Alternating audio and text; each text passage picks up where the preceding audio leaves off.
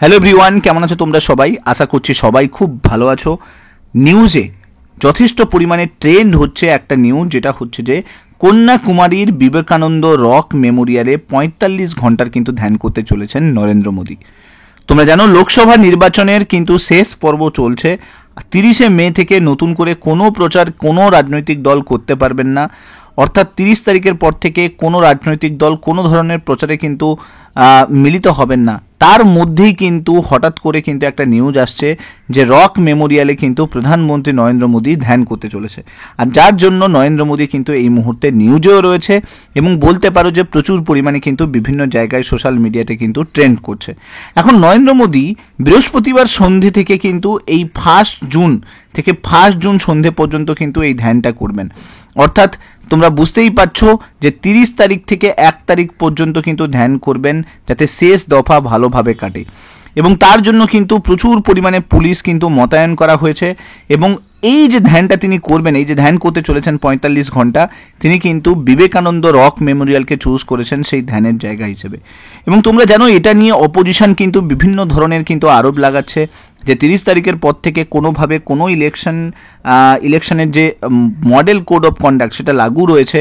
তো তার মধ্যে কোনো রাজনৈতিক দল যেহেতু প্রচার করছেন না, তো নরেন্দ্র মোদী বেসিক্যালি নিজের প্রচারটাকে বাড়ানোর জন্যই কিন্তু তিনি ধ্যান করতে চলেছেন এই বিবেকানন্দ রক মেমোরিয়ালে। তো বিবেকানন্দ রক মেমোরিয়াল যেটা রয়েছে এইটা নিয়ে কিন্তু অনেক ইস্যু হয়েছে। কেন না, তোমরা জানো বিবেকানন্দকে ওয়েস্ট বেঙ্গলের সঙ্গে কানেক্ট করানো রয়েছে। তোমরা জানো পশ্চিমবঙ্গের সঙ্গে বিবেকানন্দ কানেক্টেড আছে। এবং তার সঙ্গে সঙ্গে ন্যাশনাল ইউথ, আমরা যদি দেখি ইউথ ডে, আমরা বিবেকানন্দের জন্ম শতবার্ষিকীটাকে কিন্তু ন্যাশনাল ইউথ ডে হিসেবে সেলিব্রেট করি। তো এখানে বিবেকানন্দের মাধ্যমে মোদিজি বেসিক্যালি ইউথকে কিন্তু কানেক্ট করানোর চেষ্টা করা হচ্ছে। এটা নিয়ে কিন্তু অপোজিশন কিন্তু অনেক কিন্তু অলরেডি কিন্তু ইলেকশন কমিশনে কিন্তু দাবি জানিয়েছে। দেখো এর আগে ২০১৯ সালে যখন লোকসভা ভোট হয়েছিল, তখনও কিন্তু নরেন্দ্র মোদী কিন্তু কেদারনাথে গিয়ে ধ্যান করেছিলেন এবং সেই সময়ও কিন্তু ইলেকশন কমিশনে তার উপরে কিন্তু আরোপ লাগায় এবং পরবর্তীকালে ইলেকশন কমিশন সেটাকে কিন্তু ডিফেন্ড করে এবং বলে যে পিএম মোদির কাছে কিন্তু অলরেডি ফ্রিডম রয়েছে সেখানে গিয়ে কিন্তু ধ্যান করার। তো তারপরে ইলেকশন কমিশন নতুন করে কোনো কিছু স্টেপ নেয়নি। এবার আমরা যদি দেখি এই যে কন্যাকুমারী বলো, কেদারনাথ বলো, এই সমস্ত জায়গা কেন এত বেশি ইম্পর্টেন্ট, কেন এত বেশি সিগনিফিকেন্স দেয়? দেখো ভারতের যদি আমরা এক্সট্রিম 4টে পয়েন্ট দেখি, তাহলে একদম উত্তরে যদি পাবো সেটা হচ্ছে ইন্দিরা কল, যেটা সিয়াচেন গ্লেশিয়ারের পাশে আছে। আর একদম দক্ষিণে যদি দেখি ইন্দিরা পয়েন্ট, যেটা নিকোবর আইল্যান্ডে রয়েছে। এছাড়া একদম দক্ষিণে এই যে জায়গাটা, এইটার নাম হচ্ছে কিন্তু কন্যাকুমারী। আর এখানেই কিন্তু মোদিজি বেসিক্যালি কিন্তু ধ্যানের জন্য কিন্তু যেতে গেছেন। এবার দেখো তুমি যদি পুরো ম্যাপটাতে দেখো, এইটা হচ্ছে কিন্তু কন্যাকুমারীর জায়গা। তামিলনাড়ু থেকে কিছুটা দূরে এই কন্যাকুমারীকে পেয়ে যাবে। এই কন্যাকুমারী 3টে মহাসাগর যদি দেখি, 3টে মহাসাগরে কিন্তু সঙ্গমস্থল। এইদিকে আমরা আরব সাগরকে পাবো, এইদিকে আমরা ভারত মহাসাগরকে পাবো, আর এই দিকে কিন্তু বঙ্গোপসাগরকে পাবো। তো এই মহাসাগর 3টের মিলনস্থলে কিন্তু এই কন্যাকুমারী আছে। এই কন্যাকুমারীর পাশেই কিন্তু মোদিজি কিন্তু ধ্যান করতে গেছেন। এবার তুমি যদি জায়গাটাকে দেখো, এইটা হচ্ছে কন্যাকুমারী কিন্তু স্ট্যাচু, আর এই যে জায়গাটা তুমি দেখতে পাচ্ছ এটাই কিন্তু বিবেকানন্দ রক মেমোরিয়াল। এটা কিন্তু ভারতের যে কন্যাকুমারী রয়েছে সেখান থেকে কিন্তু 500 মিটারের কিন্তু ডিস্টেন্স রয়েছে এই বিবেকানন্দ রক মেমোরিয়াল। এখন এখানে ৪৫ ঘন্টার কিন্তু মেডিটেশন করতে চলেছেন কিন্তু পিএম মোদি। 45 আওয়ার্সের এই মেডিটেশন চলবে। এখানে কিন্তু বিবেকানন্দের একটা স্ট্যাচুও তোমরা দেখতে পাবে। আচ্ছা, এবার মনের মধ্যে কোয়েশ্চেন আসতে পারে, এর কি সিগনিফিকেন্স রয়েছে? হঠাৎ করে বিবেকানন্দ রক মেমোরিয়ালকে কেন চুজ করা হলো এবং সেটা কি সিগনিফিকেন্স রয়েছে? দেখো এইখানে যে কন্যাকুমারী রয়েছে না, কন্যাকুমারী বেসিক্যালি কিন্তু আমরা যদি দেখি যে মাতৃতান্ত্রিক যে সভ্যতা সেটাকে কিন্তু রিপ্রেজেন্ট করে এবং এর থেকে 500 মিটার ডিস্টেন্সেই কিন্তু বিবেকানন্দের এই রক মেমোরিয়াল কিন্তু রয়েছে। এখন আমি যদি একটু বুঝিয়ে বলি তোমাদেরকে যে বিবেকানন্দ রক মেমোরিয়াল এখানে কেন তৈরি হলো। দেখো যখন স্বামীজি যখন শিকাগো সম্মেলনে গিয়েছিলেন না, শিকাগো সম্মেলনের 2 বছর আগে কিন্তু জেনে রাখো ভারত ভ্রমণ করতে বেরিয়েছিলেন কিন্তু স্বামী বিবেকানন্দ। বিবেকানন্দ। এবং ভারত ভ্রমণ করার পরে তিনি লাস্ট যেখানে এসেছিলেন সেটা হচ্ছে এই কন্যাকুমারীতে।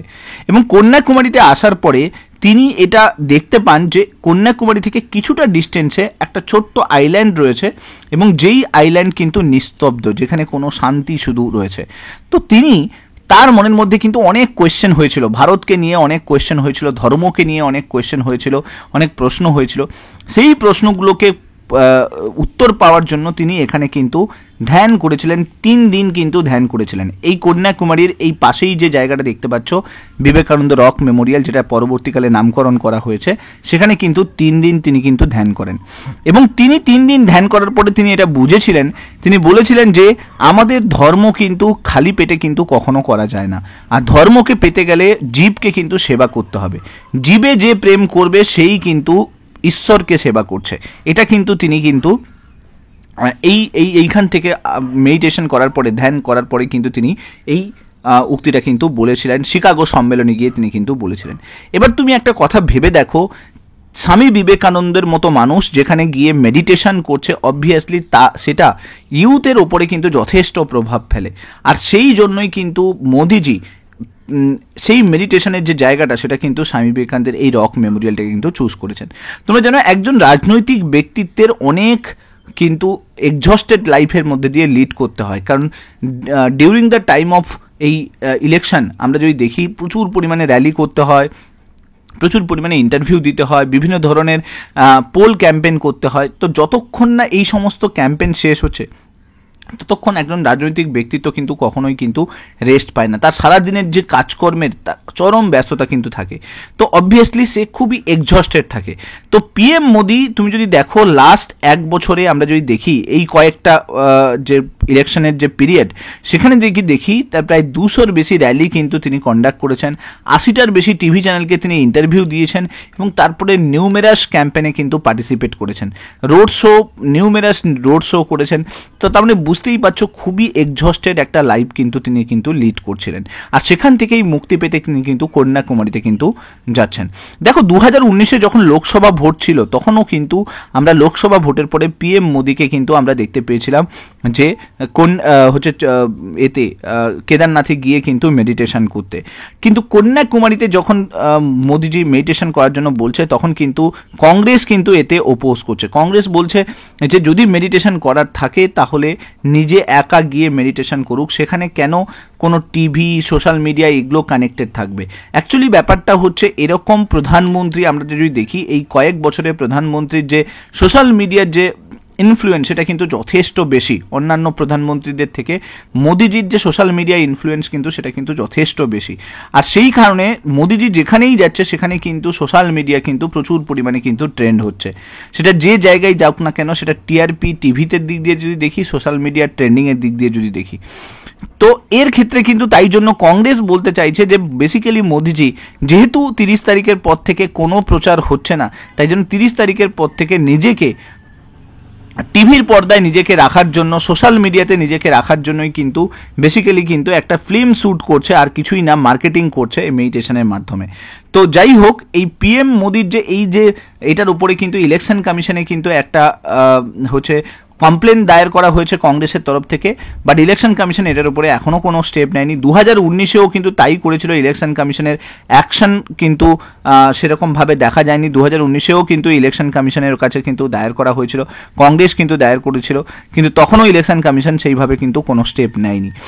এবার দেখো, এই যে 45 আওয়ার্সের যে এই যে ধ্যান, এই যে মেডিটেশন, এটা কমপ্লিট হবে 1 তারিখ, আর 4 তারিখে কিন্তু ভোটের রেজাল্ট। তো হোপফুলি যেটা বলা হচ্ছে যে ইন ফিউচার হতে পারে যে বিজেপি যদি ক্ষমতায় আসে, তাহলে বিজেপি কিন্তু এই আধ্যাত্মিক স্পিরিচুয়ালিটি এটাকে কিন্তু তুলে নিয়ে আসবে। আর তোমরা জানো যে মোদিজি কিন্তু বারাণসীতে দাঁড়িয়েছে, আর বারাণসীকে কিন্তু Swami Vivekananda spiritual capital of India বলেও কিন্তু ডিক্লেয়ার করেছিল। তো সেই জন্য এই পুরো মেডিটেশনের যে পুরো ব্যাপারটা কিন্তু বিবেকানন্দের সঙ্গে কিন্তু কানেক্টেড হয়ে গেছে। সো আশা করছি বুঝতে পারলে যে পুরো বিষয়টা, যে কেন মোদিজি রক মেমোরিয়ালটাকে চুজ করেছেন, স্বামী বিবেকানন্দের মেডিটেশনটাকে কেন চুজ করা হয়েছে, বিবেকানন্দের রক মেমোরিয়ালটাকে কেন চুজ করা হয়েছে। ভিডিওটা ভালো লাগলে লাইক করে দিও, শেয়ার করে দিও সমস্ত বন্ধুদের সঙ্গে, আর চ্যানেলটাতে নতুন হয়ে থাকলে কিন্তু মাস্ট সাবস্ক্রাইব করতে ভুলো না। Thank you so much. Next video তোমার সঙ্গে আবার দেখা হচ্ছে। Till then, bye by.